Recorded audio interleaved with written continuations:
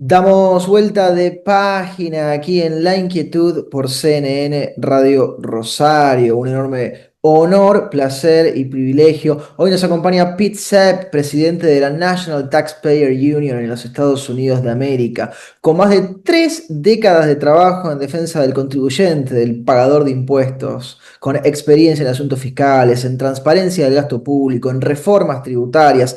Ha testificado ante el Congreso de los Estados Unidos de América y dirige también la labor educativa de la National Taxpayers Union Foundation. Vamos a conversar sobre los grandes debates tributarios globales, la tributación mínima de las multinacionales, la economía digital y por supuesto también sobre la coyuntura argentina, sobre lo que se ve de la Argentina desde el exterior, qué podemos aprender nosotros, qué pueden aprender también ellos. Pete, I'll go into English now. Thank you for being here with us today. It's a great pleasure to have you here. Oh, it is an honor for me to be here. Thank you. A lot of things to talk about, Pete. I was just introducing some of the topics that we'll be discussing. Some people tend to think about taxes only in a local and domestic way, but global taxes are also a thing, right? Oh, yes, very much so. The OECD, the Organization for Economic Cooperation and Development, has for many years sought to create a global framework for minimum taxation of businesses so that there would be less what is called leakage of revenues when multinational businesses have headquarters in one country and affiliated companies in several others. This has been a project that has been going on for probably 30 years now, and unfortunately it has taken a number of turns that are anti-competitive, which can actually work against the prosperity of peoples around the world, because governments worldwide always want to create tax systems for their convenience rather than the convenience of the taxpayers they are supposed to serve. And there are many, many complex inventions under what are called Pillars 1 and 2 that attempt to redefine how profit is taxed among countries whenever companies operate among those countries. It has been highly controversial. This whole project was supposed to be fully implemented about 5 years ago. It remains a very distant goal, in my opinion, even though the previous presidential administration in the United States was highly supportive of Pillars 1 and 2. The current one is not. And I see there is going to be a very serious reconsideration of how we design a tax system that properly and fairly treats revenues when businesses have a number of concerns in several countries. You just mentioned there are 2 pillars, Pete. Uh, what do you think is the single biggest risk for taxpayers across the world when it comes to this idea of having global minimums for taxation? What can happen if that takes place across the globe? Well, the problem I see with Pillar 1 is a lack of dispute resolution. This is very important because inevitably, when you have two countries involved in attempting to define where a profit is earned, whether in the home country or the country where the business has a satellite company, another concern, both countries are going to argue back and forth over whether all of the profit, some of the profit, all of the employees, some of the employees, all of the manufacturing, some of the manufacturing is in either or both countries. Well, think about that problem with 150 countries who might be arguing over the same type of income or profit at once. That is the problem with Pillar 1, and inadequate consideration was given as to how countries could possibly interact and agree upon themselves how profits, employees, and products are to be apportioned among countries and how the earnings are to be taxed. The problem with Pillar 2, which establishes the global minimum tax, is how do you retain the competitiveness among economies of various countries? It's a fine thing to say to a resource-dependent country in Africa that we're all going to charge a minimum of 15% corporate tax. Well, what if an emerging African nation wants to have an even lower tax rate to attract investment within their borders? They may not be able to do that. And so the ironic outcome here is that we are freezing in place a system where wealthy countries get a minimum tax and not so wealthy countries are stuck with a minimum tax and unable to attract the kind of activity from other countries they need to stand up and thrive and prosper. You know, Pete, that I'm a lawyer and we study this concept that is good faith. So let's assume that there's good faith in those that are pushing for these ideas. This minimum tax seems to have the same problems as when we talk about minimum wages, right? It's like we are actually precluding people from competing and from getting ahead when they actually might be quite behind. Yes, exactly. And of course, minimum taxes like minimum wages and price controls help some people, but we always focus on a few visible people who seem to be benefiting from these policies rather than the invisible people who are being hurt by the policies.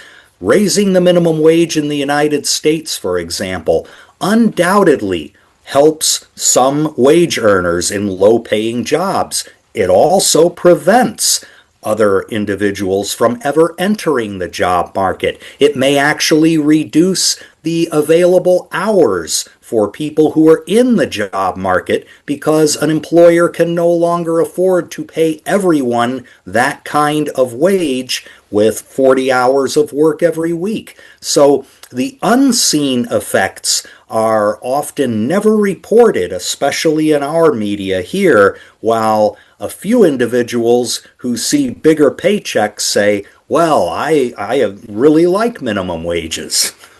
Frederick Bastiat's what can be seen and what cannot be seen definitely rings true across the Yes. ages. You were explaining to us that the US is not exactly the same in 2025 as it was in 2024. What can you tell us about taxes in the US for this year that is about to end? Yes, well, in the United States, we avoided a potential terribly recessionary trend downward with our economy by ensuring that the 2017 tax reform laws that we made here were not only extended but strengthened. This is called the One Big Beautiful Bill Act. Prior to July of this year, when the One Big Beautiful Bill Act was signed, we were under the threat of the expiration of all of the 2017 pro-taxpayer reforms that President Trump signed into law during his first term. What that would have meant was personal individual income tax rates that were at 10 to 37% would have gone up to almost 40%. The median income American would have found himself taxed in a 25% bracket instead of the 22% bracket under the old law. The tax credit for children would have been cut in half. The dreaded alternative minimum tax, a terribly complex tax, would have returned. All kinds of problems for businesses would have returned as well. The corporate tax rate would have remained stable, but other provisions like the ability to completely write off as a deduction on business tax your new investments in plants and equipment, that would have disappeared entirely, and we would have gone back to a terribly complex system of deducting it partially year after year. The One Big Beautiful Bill Act permanently extended all of these important taxpayer relief provisions and added a few others for small businesses, that's going to position us well to be economically competitive in the future if we can work out the problem of our tariff policy, and that is a big problem. It definitely is, and it's one that connects to Argentina, and Yes. it's a good turning point to connect both countries. Let's stay a little bit more with taxes because here in Argentina we have this saying that nothing in government works except our IRS, our AFIP, our ARCA, because you might want to do something online or whatever, you might want to get something done, and government, the state is not going to solve it. But they sure do keep track on our expenses, on what we do. They manage to cross things. I guess the IRS is not that different, maybe even more efficient than ours, right? I'm afraid not. Our Internal Revenue Service is in bad need of restructuring here in the United States.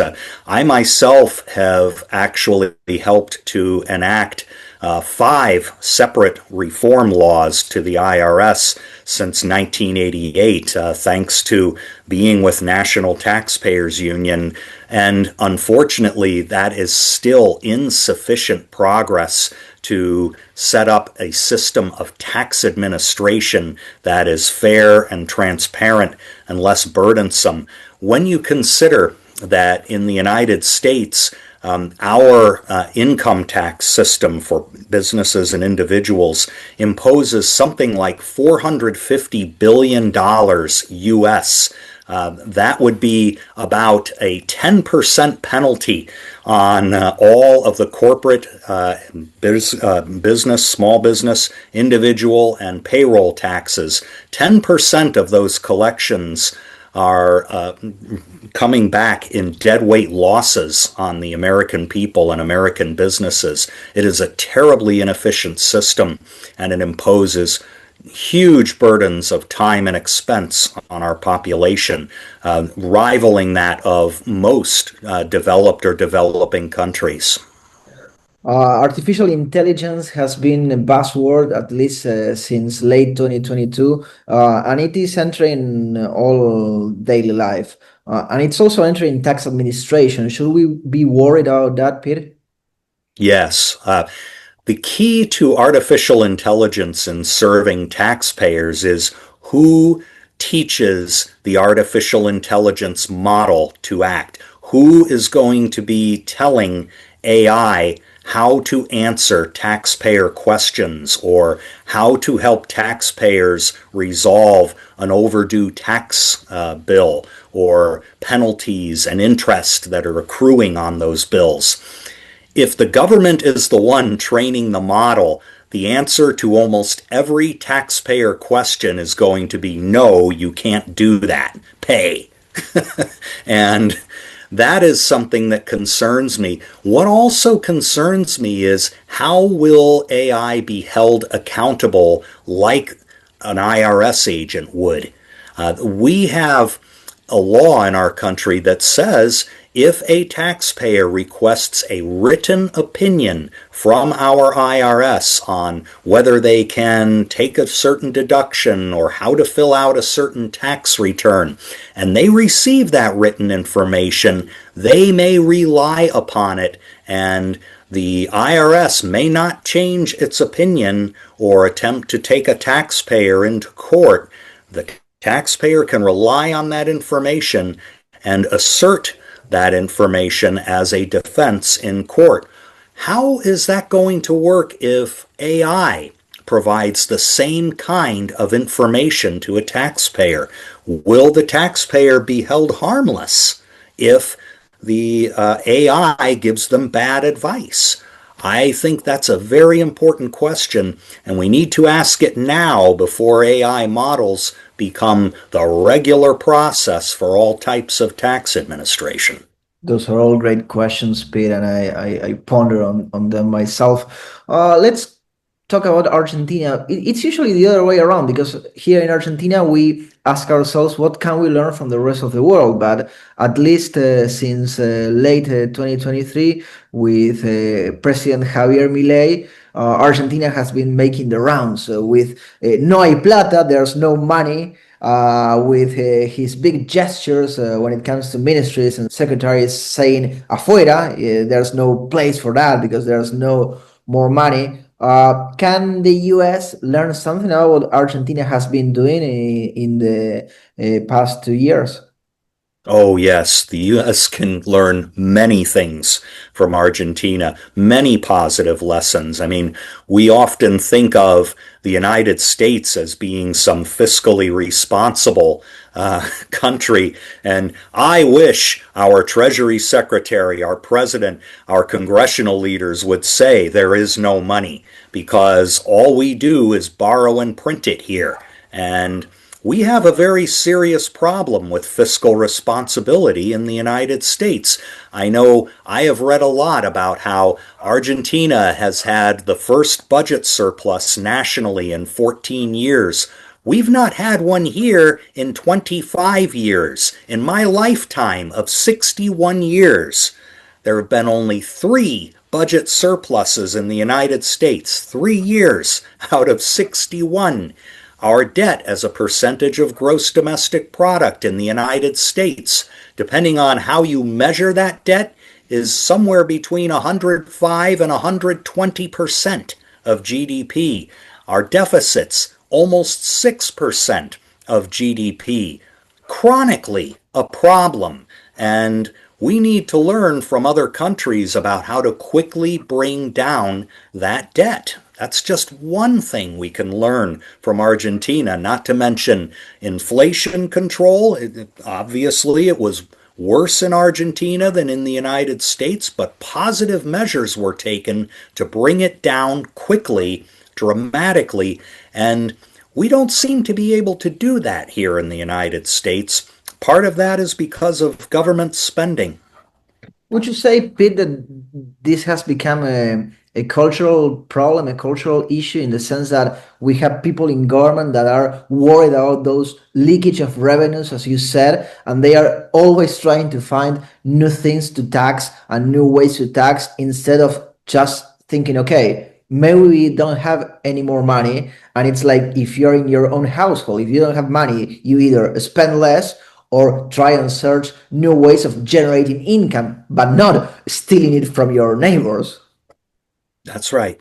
That's right. And we talk about too the progress that needs to be made toward reforming our tax systems. And certainly Argentina could benefit from that. The corporate tax rate is higher than many other countries in South America. That needs reform. The fact that Argentina's percentage of GDP revenue is about 28%. The average in OECD is certainly higher, but in Latin America, the average revenue percentage of GDP is only about 21. So Argentina is certainly collecting more than average for its region. That needs to be worked on, but of course, it took the United States 30 years to reform its corporate income tax from 1986 all the way up to 2017. So our politicians here move a lot more slowly than yours when they see a problem and a need to reform it. Peter, NTU does a great work in the US, but there's also something called the World Taxpayers Association that is doing great stuff all across the globe. Is that right? Yes, yes, indeed. World Taxpayers Associations was formed in 1988 with about a dozen organizations from around the world. We realized at that time that there were common issues affecting taxpayers all over the globe. Taxpayer rights when dealing with tax collectors, competitiveness problems, the need to keep rates low, complexity problems, the need to streamline systems so that businesses and individuals could understand how their systems worked and how to pay taxes. Investment problems, the lack of investment flows to countries that had low tax rates but were impeded because other countries were enacting closed systems to keep investment from flowing overseas. All of these were problems that we thought we had in common, and so this organization was founded to share ideas, to make common coalition efforts on behalf of lower, simpler, fairer taxes, more restrained government budgets. And over the years, we've seen progress thanks to World Taxpayers Associations. Sweden, for example, has gotten rid of its inheritance tax. In Argentina, we saw an organization that we both know get rid of a $300 million a year tax locally on credit cards, a terrible tax scheme. And that was progress. Germany is now protecting its income tax system from inflation so that taxpayers will never have to pay higher rates simply because their wages were keeping up with the cost of living. All of these successes are at least helped along by the fact that there exists an organization now with more than 50 members from more than 40 countries working together to share information and share strategies on behalf of all taxpayers. Europe just appeared in our conversation, Pete. We haven't mentioned it yet. Is the EU helping or hindering with the issues that we have been discussing? Right now, they are hindering. A few member nations are coming to recognize that their policies are mistaken. I think that France, of all European nations, is in a terrible position right now. When you see a country whose lessons we should all pay very careful attention to and not repeat, you have to think of France.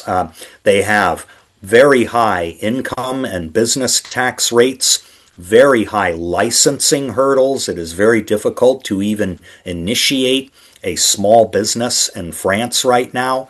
Very high wealth taxes that have remained even as people have fled the country with their wealth.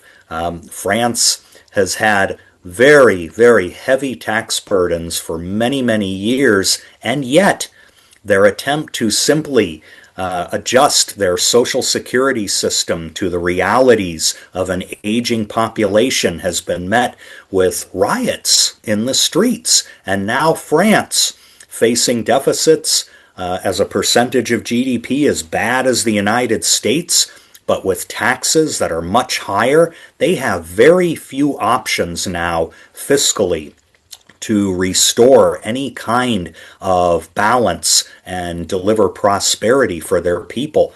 I am glad that I am not a resident of France right now. They are in deep trouble. Peter, you've been studying these issues for so many years. What's one overrated tax idea you'd sunset tomorrow and one underrated reform you'd elevate to the top of the agenda if you were able to do so? If I could, I would certainly reduce to as close to zero the tax burdens on investment. Not only corporate taxes, but also taxes on investment returns for individuals. If we encourage not only businesses to grow, invest money into delivering more products, delivering better services, but we also encourage individuals to set aside money for themselves and let that money grow, we are empowering the private sector, both sides, businesses and individuals, with resources that will not only help them prosper in the future, but will actually deliver more consistent revenues for governments over time. The wealthier that individuals and businesses can become, the better their income will become, the more consistent their income will become, and governments will be able to tap into that income if they have reasonable tax rates at a far more consistent rate than they ever could with very high taxes on wealth or incomes. We see that in our own United States at the state level. Places like California, New York, and New Jersey constantly have fluctuating revenues and difficulties balancing their budgets with very high income taxes, while places like Texas and Florida, with no income taxes and very light business taxes, actually tend to be better off fiscally. They're better able to manage their budget deficits. I'll borrow one more minute of your time, Pete, and then we'll say our goodbyes for today. Um, let me let me phrase it correctly. Are you optimistic or pessimistic for whatever may come in 2026 when it comes to taxes? I am cautiously optimistic. I believe that there is still a trend toward many countries wanting to be competitive, that know that high tax rates and complex taxes actually hinder the economic growth they need for their citizens to prosper. I think that in some countries, especially European ones, policymakers are looking to places like France and realizing that course is no longer sustainable and something different has to occur. Simply chasing every dollar through an economy and attempting to tax it is not the way. Bringing it all in a transparent economy, above board, as we say in the United States, so that people understand their obligations and the importance of funding government, but also understand that they are the people and government is supposed to serve them first, not the other way around. So I have some confidence. We will have setbacks along the way, that ultimately economic liberty and freedom are the ways for peoples and their governments to prosper over the long term. Thank you, Pete, for sharing your time with me and my audience. It was a great pleasure having you on the show. Thank you so much. I hope to talk again. We'll sure do it next year, and you'll update us on everything that's been happening in the meantime. Teníamos a Pete Sepp, presidente de la National Taxpayers Union en los Estados Unidos de América, aquí en La Inquietud por CNN Radio Rosario.